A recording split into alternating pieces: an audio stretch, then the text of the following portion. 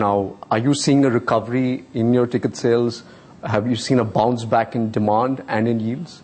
Yes, we've seen the demand has improved, and we've seen yield improvement. In fact, we reported our first quarter, our financial results for our quarter April through June, and it showed yields increasing by 13.5%. So that demonstrates the strength of the recovery. Now, it's a 13.5% increase from a very low base, because the decline in 2009 was quite significant. So we're really getting back to the levels we were seeing in 2007, 2008, before we went into this global recession. At a time like this, when the environment is tough for you, why have you then chosen for a merger with Iberia? Why have you done this code-sharing deal? What's the rationale behind this? Is the idea that you attack and that's the best form of defense? Well, we're very busy on a number of fronts. I've always said that I believe consolidation will form part of the longer-term solution to the industry's problems. You don't get to pick your time when these deals come along. Often they present themselves, and if you don't take them when they're there, well, then you miss the opportunities. What's your view on consolidation? Do you believe that in the long run you will have lesser number of airlines flying these long-haul routes? I think so. I think consolidation is needed in the industry. I saw a very interesting statistic recently at the IATA, International Air Transport Association, AGM. They showed that there are over 1,000 airlines in operation today, 1,061 airlines, and 574 of those airlines were created in the last 10 years.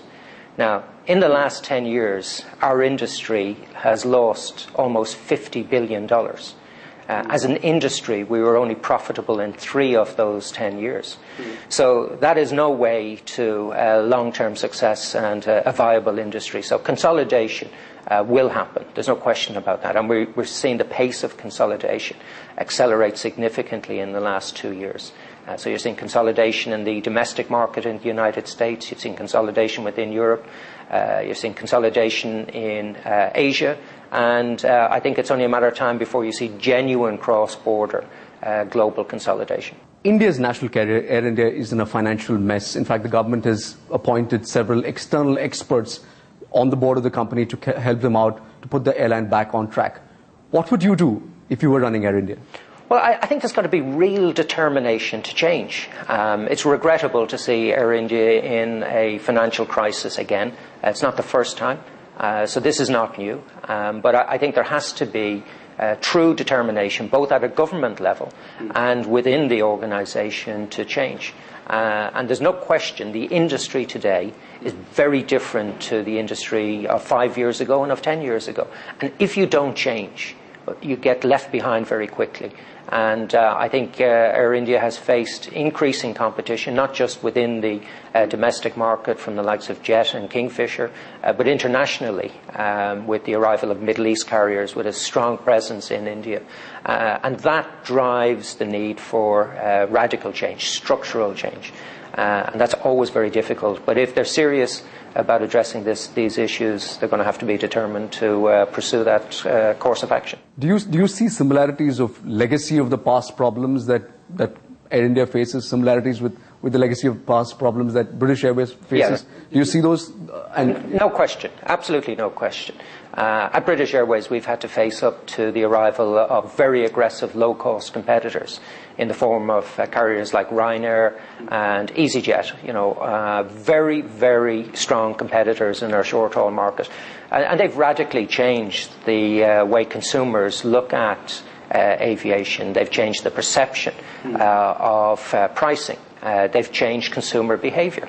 And if you don't change to respond to that, well, then you become irrelevant. If your customer doesn't think you're a relevant option, they're going to look to your competitors first and always. So you have to change, and you have to make yourself relevant to consumers. And you have to fight to maintain your presence and fight to maintain your customers. William, there is a view in India that a national carrier is a part of national pride, and therefore the government needs to bail it out. It has to offer it a financial package.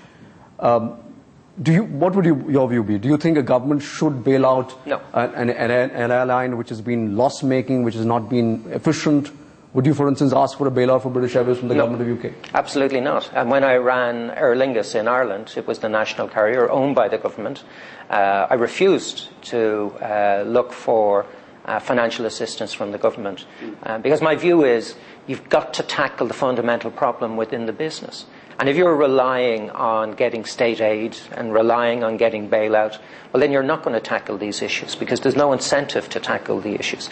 So I think governments should stand back and should allow airlines to transform themselves. And if they're not prepared to transform, there are plenty of competitors in the market who will gladly fill any gap that is left. So I don't believe countries need national airlines today. With the development of strong competition, there will always be somebody there to look after the customer, to look after the consumer. And I think governments should stand back and allow the market to operate.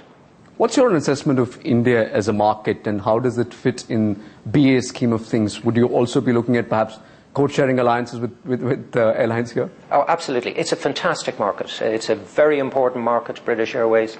We've got a long history of flying to India. We celebrated 80 years flying to India last year.